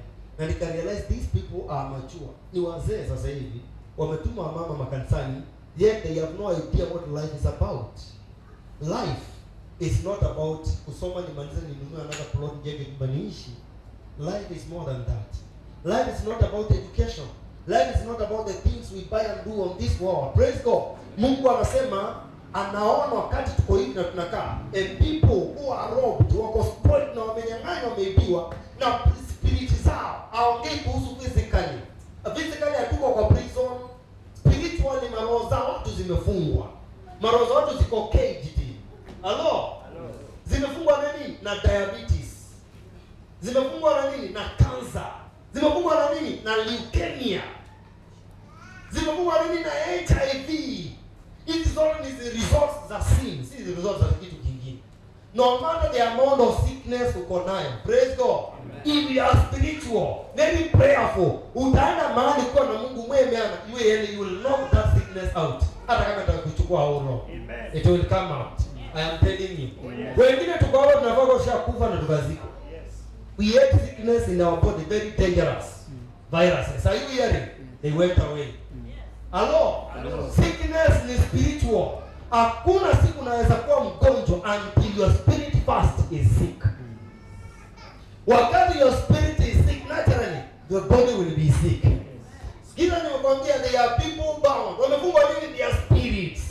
Ukimpatia mtu 100 million shilling na spirit yake iko in a place called poverty. In the spirit realm kuna mahali kunaitwa poverty. Kunaitwa sickness. Wale watu wote unaona wako wagonjwa, wako madhare. Unawaona wako madhare, hawako ile madhare physical. In the spirit wako katika valley nzima na wamejenga manyumba wanakaa huko, nyumba zao ziko in a valley called Madhare. Hello? Praise God. Amen. Na huyo mtu akikutana na mtu ambaye ametoka from the city of Jerusalem na mgonge namna hii, atatoka from that covenant, from that address, aconvert to the address ambayo mtu anaishi. Amen. Na atakuwa free without physical change but spiritual change. Amen. Yesu Biblia inaniambia alikuwa anatembea in the coast of Israel, in the tombs, akiwa bound, akiwa afflicted, akiwa in slavery. Na juu ya spirit alikuwa in slavery, physically angeenjoy maisha. The moment aliona Yesu alianza kuzusha. Na Yesu akamwambia from today salvation imekuja kwako. Was he freed or not? Alipigwa shindano gani? Alipewa dawa gani? Alisomeshwa masomo gani? Hello? Spiritually alikuwa rescued by a spirit. Ndio maana Mungu akisema hapa, and no one says what? Restore. No one says what? For us point akosema kwa hotel or itu idewa there no mabange kwa ideziona. Mwake kanimwona. Mbuchari in the spirit realm ya Satan. Now wanaweka hivi, huyu tunamchinja kesho, huyu tunachinja kesho kutwa, huyu tunakula asubuhi, huyu tunakula watu vile mnapanga mbuzi, vile unapangia kuku. Hivyo hivyo. Shetani ako nao ama wapanga in a place anachukua yenye anataka. Huyu tunamkula kupitia diabetes, huyu tunakula na HIV, huyu tunakula hivi na hivi. He is doing that. Na angalia how many people are dying every day wakiwa so young. Na anasema nobody is there to restore them. Do you think leo hii mtu ambaye ni madman, do you think President Uhuru Kenyatta can help him? Mtu ako na epilepsy, unafikiria MCA anaweza kumsaidia? Chancellor wa university, the most learned people, anaweza kusaidia watu? Watu wawili wanakosana ndoa, acha nikwambie, ndoa na imekosana kabisa, wanavunjika. You think anaweza kaa chini asaidiwe na hao lecture? Praise God. There is no amount of counseling that can transform the spirit of a man. Hakuna counseling. There is no amount of advice inaweza kumchange a madman akuje sober.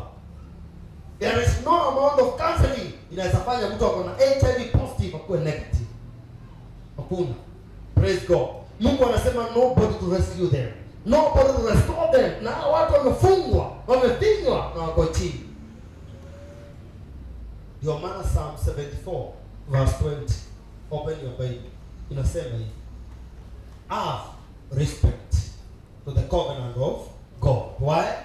For the dark places of the earth are full of habitations of cruelty. Psalm 74 verse 20. Somebody open your Bible. Psalm 74. I want you to always remember your verse kunasema Isaiah 42. Uconnect na hii.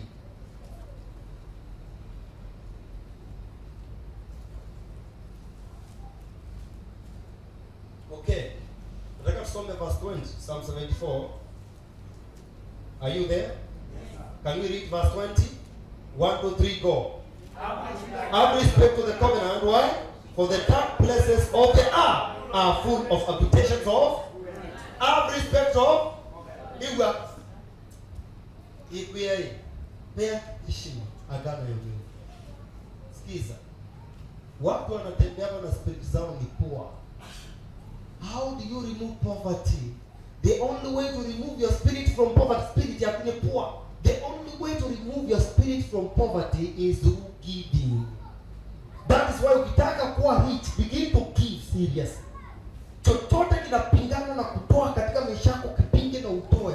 Hakuna mtu ambaye anatoa hivi atakwama na tazidi akikwama. Huyo mtu atatoa kwa level ambao ametranscend limitations na boom, kitu kikubwa kitasimama mbele yake. Are you hearing? Ukiona mtu anakaa bila favor wiki nzima, nilikwambia, wiki nzima nobody is favoring you.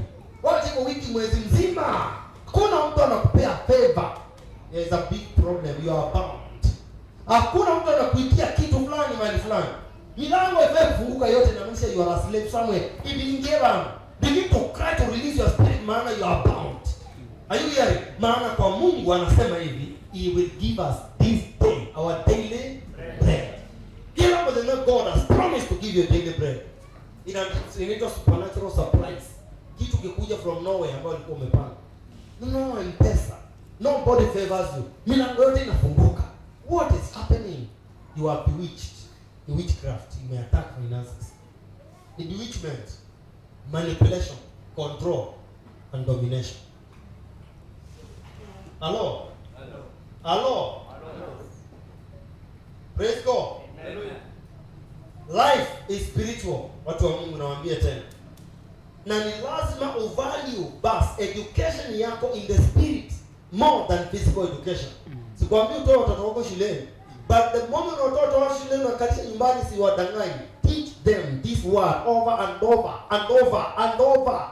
Hili neno la Mungu linafaa kuwa ndio wimbo wako. Unaweka CD throughout. Mimi nimedownload audio kwa simu yangu. Hata nimekuja kwa nyumba, nimetoka kuomba, nimeweka audio, nasikia tu throughout za message za other pastors who inspire me. Hello. Hata kama si kitu ambacho ni lengo I want my spirit, because I know the spirit is educated in the spirit. Mimi nikisomesha na mwalimu Mr. Nzove alisomesha biology, nimesoma in the senses, but my spirit is empty and very very poor. Hello. But I need words ambazo zina build my spirit. Ni nini kina build spirit yako? Yesu alikuja hapa duniani akasema hivi, the word that I speak to you, they are life and they are spirit. You are a spirit. What will make you to grow ni the words of Jesus Christ. Maneno ya Yesu Kristo pekee yanakubuild your spirit to become more powerful and richer. Hivyo ndio unazungumza, mambo yanafanyika. Hivyo ndio anasema, by the time you speak I will hear and I will come down. Alisema the thief comes not but to steal, to kill and to destroy. But I have come to you so that you may have what? Life, and have it more abundantly. Life abundant is from Jesus. Na inakuja kupitia maneno ambayo anazungumza. Haya maneno Yesu yako hapa in the book of Matthew, the book of John, Luke and Mark, James. In New Testament mbona utaona red letters? Mimi nakimbianga kwa hizo red letters. Napenda kuchezea John sana. Hello. Because the word there alisema they are spirit and they are life, and I am a spirit person. Nana, this is hello. Praise God. Hello. Hello. Mimi wana test kila kitu. Na test. Nilikuwa nahitaji favor wiki hii ya over 200,000 kutoka kwa watu fulani. Na hao watu mama anaelewa na jam tulikuwa. Hao watu hawapei mtu pesa wala kitu. So I took the book of John chapter 1, John chapter 5. I meditated so much. Na nikaenda kwa huyo mtu. Amen. Nikaenda namna hii kumuongelesha. Nikaongea naye, akaniangalia, sema ngoja kidogo. Akafanya. Kazi ilikuja from now kabisa, kwa wakati nilipata mdogo wangu. Alikuwa anasema nini? Nilikuwa nauliza if it is possible. Where plan? Get this man and do whatever he wants and get him out of here. I'm busy. And that is how I walked with over 200,000. Hallelujah. Praise God. There is power in the word. We won't be winning kai. Na no mo yende no siage. Na ni kwende neno na wile nada. Cannot happen. Pray, are you hearing somebody? Yes, sir. I am telling you life-giving principles. You are full of words of man. Maneno ya binadamu never change anybody. What how na waona they are spirits. If you want to talk to them na wakusikie, go to the spirit. Build yourself. Build yourself. Go to them. They will bow. Amen. They will agree. Amen. They will give you whatever you want. Amen. Praise God. Amen. Praise God. Alisema, if my words abide in you. If what? My words abide in you.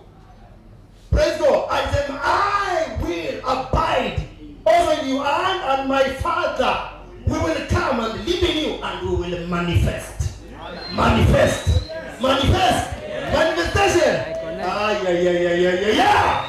Lubra kasa babu.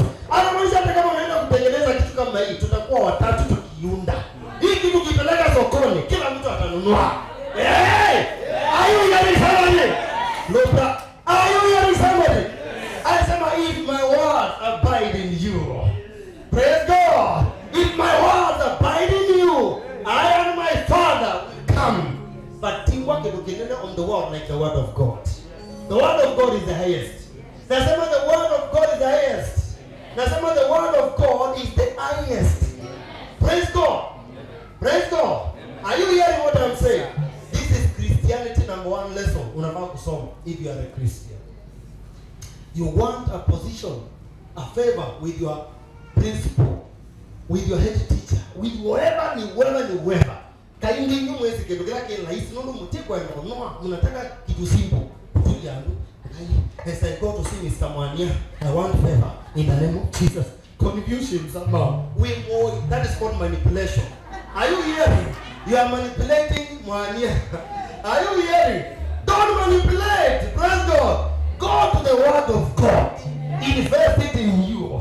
Na mwambie ulisema wherever we will go, we will manifest it together. Manifest. Praise God. Lakini what we do, mundu we, tofauti ya kuna mundu mweka hapa. Mundu mwenda abantu akando na atita mutunga kadabra. Shingororo shingodoro. By the time akutana mwangai mwenye say pesa chonde nisi. Wewe kwa umejijamba, wewe kwa manos. Praise God. Onaenda na amani. Akapenda na tena na kuona wakenya nitawoki utanota. Lakini ile mbezi yako simba uliba. Praise God. Hello. Mtu anafaa kusema I know that God is with you. Because the words you are speaking, they are life. Praise God. Wateni. Angalia za Mungu kwa mbinguni anaangalia watu wanakimbia kwa prophet so. Apostle so. Pastor so. With problems of shamba. With problems of this and this. It is not bad to pray with your pastor. But don't be slaves to men. God is angry. And I said, why are these people destroyed for lack of knowledge? Pastors, I call you to feed my people with the word. And the word will set them free. They will no longer be slaves to men. They will know what to do. Yes, what are you in challenge? He went to who? Did he want to? He knew the Father is in me. There is always what to do. Praise God. So utapata educated men wanatembea around, but they are poor. Educated men wanatembea around, they are divorced. Educated men wanatembea around, they are single. They are sick, wako na magonjwa. Why? They are free physically, but the spirit, they are bound in prison houses. Nobody to restore them. Today, we are here to restore somebody. Now, today I am here to say you are restored. We are here to say you are restored. So, there are people wanatembea hapa, wanafeel wako hai. In the spirit, they are dead. It is a matter of time, utaenda kuzika yule mtu. Atagongwa tu na gunia kiasi. Atanaliwa, atadungwa na mwiba. They are dead. Team we will know amu. Leo watu wanakufa so straight away. Say it together, they are dead. Listen. Where your spirit is, that is where your life is. You, hallelujah. Wacha ni change here. How do you know? How do you know ya kwamba mtu spirit yake iko free ama iko afflicted? How will you know? Pastor, I would like to know kama mimi nimefungwa ama spirit yangu iko huru. Isn't it important to know? Yeah? Very crucial. You want to know how you will know? Number one, how you will know is through your thoughts. Hakuna njia zingine za kureveal state ya mtu ujue mahali uko. Cha kwanza ni mafikira. Ndio naona watu wengine wanaenda nasema acha niwache. Wao wanafikiria sasa zote wanafikiria kama mawazo ya nini? Hello. Praise God. Mawazo yako yanatokanga from your spirit. Hayatoki kwa mwili. Mawazo, your thoughts. Kwa sababu gani? Kile unafikiria utamanifest. Kama mtu anafikiria tu neno la Mungu, utasikia kiongea tu neno. Your thoughts. Mafikira yako namna gani? Yatatuambia ukumali vipi. Mimi nikikutana na wewe kwanza, nataka kusikia idea. Unaonaje hapo? Utasikia mtu. Kuna watu wanapenda tu kukastikate kwa karibu na kudumisha mtu chini. Hakuna siku ana encourage mtu. Jua huyo ni slave. Usile ngombo is not a free man. Is bound. Na ukikaka naye utaweza kudangulua ujua kwa the spirit can demon iko behind you. If you are sharper you will know. Hata utahitaji Mungu alikwambia I have given you spirits for you to discern. Discern ujue what you are dealing with. Discernment. Hiyo ndio kuonesha ni mtoto wa Mungu. Lakini mawazo yake yote ni machafu. Mawazo yake ukiona wanawake ni kumchukua tu. Kila mtu akiuliza kazi unamtaka. Kila mtu atakaye mawazo yake ni pesa. Mawazo yake ni anasa na vitu vya dunia. Ukipata pesa, hauwezi kuishi maisha zaidi ya mawazo yako. Angalia mzee utaona anafikiria mali na maploti na manini alafu na Mungu. Akipata pesa anajua mali ataziingiza, si ndio? Kuna mwingine anafikiria kwenda Malawi na Dubai akakule anasa. Chamani iso kuende ndani zipambo. Hallelujah. Praise God. Mundu sio kwa ali au lottery. No, mwingi palama mezi amake manainde hope and that. Hello. Praise God. Lakini kama wazako ilikuwa kudevelop, kufanya mambo mema, utasema amefungua shule, ana boost kanisa, huyu mtu amekuwa akifikiria nikipata pesa nafanya hii. Unaficha binadamu sisi mawazo. Lakini siku ukipata pesa, utapata hiki tutajua, maana tutaona kile ulikuwa ukiwaza. Leo hii maisha yako imesimama mahali mawazo yako ilikuwa. Leo hii umesimama mahali mawazo yako ilikuwa jana, ndipo huko ulipo leo. Kwa hivyo ukitaka kwenda mahali pazuri kesho, badilisha mawazo yako leo. Naongea na mtu? Yes, sir. How do you know where your spirit is? Number one, your thoughts. Number two, through your actions. Very crucial. Number three is the most powerful. Number two, through what? Your actions. Your actions speak louder. Your actions. Your thoughts. Number two, your actions. Siku zote unafanya mambo maovu. Siku zote ni matendo ya dunia tu. Hallelujah. What are your actions? Your words. Maneno unayoongea. Your actions. Utaona mtu anaangusha kitu, unaona unamsaidia. Utaona mtu mnakaa kwa gari, unataka kujua watu ambao wako na urehemu na nia nzuri. Unaona wanasimama, wanaamkia wengine. Hataki mabishano. Ana roho nzuri. Kwa matendo. Utaona, utajua tu. Mwingine amekaa kanisani miaka hiyo. Kanisa kila ikiisha ameishia nyumbani. Kuna siku anajishughulisha. Utaka kufanya hivi, mawazo yatatuambia mahali ulipo. Vile umefunguliwa na vile unampenda Mungu, tutajua. Amen. Matendo. Praise God. Number 3 ambao ndio nitatwele na ndio most powerful. Ambao nimesema through what? Through your thoughts. Number 2, through your action. Number 3, through your dreams. Ndoto zako. Ndoto zako zitakwambia roho gani kwa nyuma yako. Ndoto haiwezi kudanganya. Ndoto ya mtu inakwambia anakaa wapi katika ulimwengu wa kiroho.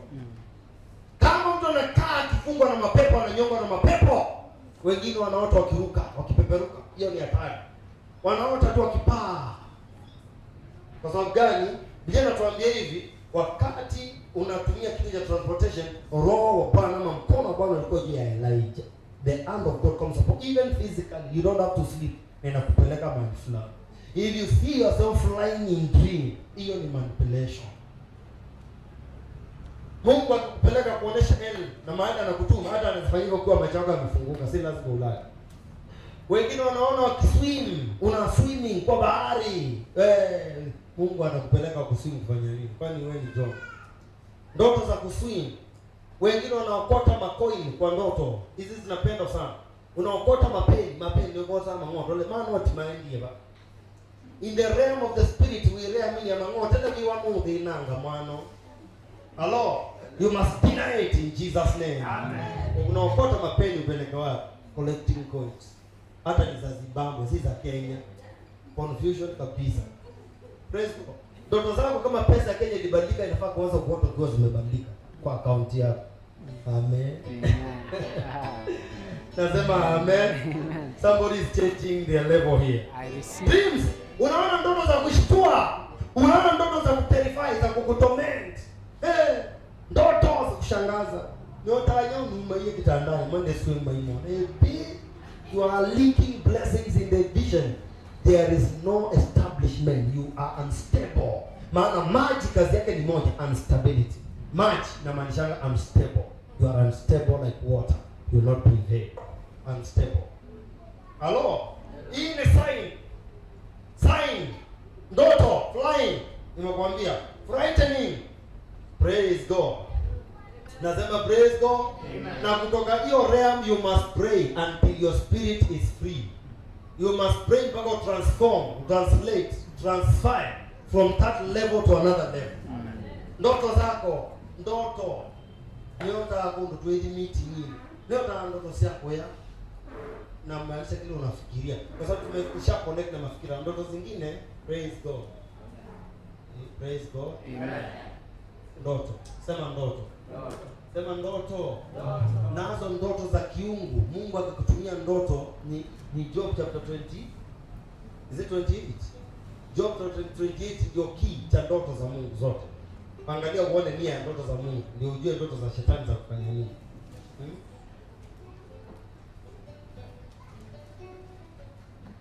Mwenda koyae kaara. Ndio wapi? Mwenda koyada kaara. Mwenda koyada le kaara. Ndio sia chao. Chao kubutani. Chao kubutani. Mwenda koya. Wewe bana na koya munondo to ilo kwete no cha kurarwa chapati. Bana kwa nilikuwa naona maji kwa community ile tunararua kuku. Na maisha kuku kwangu zinakuja kwa wingi ama namna gani? Amen. Na mwambia zinakuja kwa wingi na zingine za kudona tu. Zinakuja kuku. Kuku. Praise God. Praise God. Mungu akuonyesha ndoto za chakula. Amen. Bwana Yesu akalile na mandiko myake tatu. Nige tutaka kwa ndoto imwe ya mandiko. Au tutaka yulua open visions. Acts of the Apostles. Tunaambiwa in chapter 10 Peter alikuwa mahali akila. Anangoja chakula kwa na njaa. Akiomba na akaacha kuomba je njaa imezidi. Immediately kabla ya chakula, angalia kitu ambacho haziendi, mwili na roho haziendi. Kabla ya food ikuje ndio Mungu alikuja. Akamwambia wewe man before you eat. No why I don't go disconnect. Wewe ndio unaona kuona. Lord, yenga yoki enanza in the upper room. Ama Peter akaona sheet imeletwa chini, sheet mbili za square kitambaa. Ziko na wanyama wachafu. Sauti kumwambia amka, huwa na ukula. Sema Bwana. Kwa spirit akajibu, anajijua ni nani? Kwa spirit akasema, Bwana unajua mimi tangu utoto wangu sili wanyama na nyama ambazo si safi. Hello? Wewe unakaa mahali kulikuwa tuisa, chao tuisa, wild donkey, punda milik msituni pastor. Wewe ni mnyama mchafu. Peter alileta wanyama akasema hapana, four-footed beasts. Amesema hivi. Wanyama msituni wa miguu minne na akakataa. Akasema hapana mimi. Akasema no. Usiite kile mimi nimetakasa ni kichafu. Amka ule. Mara tatu akasema hiyo ndoto ilikuja na ya tatu ilienda kabisa, haikurudi tena, it was lifted. Na akakaa akiwaza. Hii inamaanisha nini? Mimi nimeingia realm gani? Mimi marine power. Sikia sauti inasema apostle, hao watu amka. Kuna watu watatu wanakutafuta. Nimewatuma mimi. Nenda kwao mara moja. Ndoto yake ni manifest immediately. Amen. Na kwa sauti kampea clearance. Lakini alikuwa ana meditate. You are a child of God. No confusion from your dream. Amen. Sema every confusion. In my dream realm. Kama kuna ndoto na magota ni kila siku kabla hujalala sana Father, I scatter confusion from the mundo or you kwa ndoto pekee. Mungu akimtembelea kwa ndoto. Huo na nakili kile Mungu anakuonyesha kwa ndoto pekee. Hauhitaji any other assignment. Hauhitaji any anointing service. Kama utapata divine direction, kama Daniel, kama David, kama Joseph, through dream you will be a multi-billionaire. Whatever you want you will do. Inaitwa divine direction by dream. Maana kila dream iko na purpose, iko na plan. Hivi ndivyo Peter mlango wake ulifunguka kwa Gentiles. Alikuwa hahubiri Gentiles. Jerusalem pekee. Hii ilikuwa the first door ya kuhubiria watu ambao si wa Kristo. Amen. Na ilifunguka na ikawa hivi. Alienda kupata revival huko na akawabatiza na wakajawa na Roho Mtakatifu. Amen. Hello.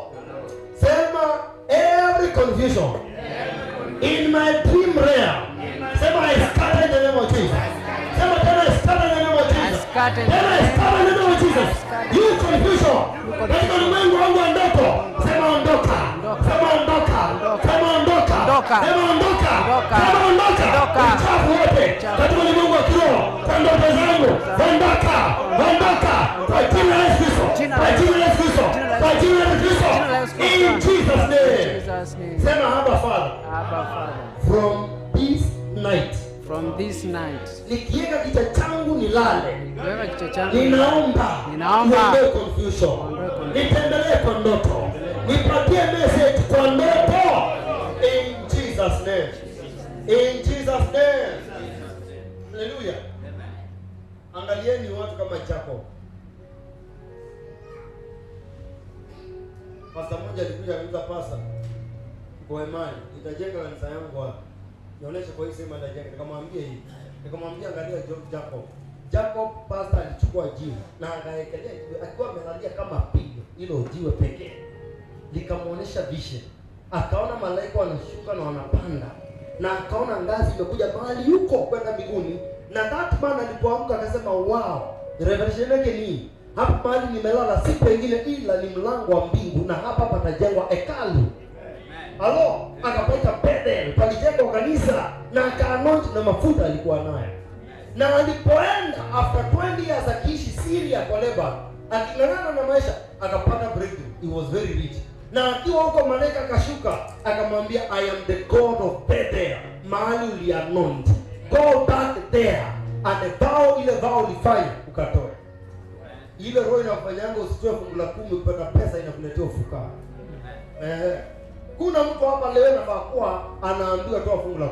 Huko hata ufai kuwa mmoja wewe. Kwa sababu tutakusaidia namna gani? Utasaidikaje? Misingi ya kwanza ya kutoka katika dunia ni circumcision.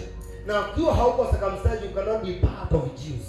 Na Biblia inasema tithe is like circumcision. Abraham did the same. Mungu alikutana na Melkizedek na bila kuambiwa Abraham alitoa tithe zake zote akampatia Yesu Kristo. Melkizedek.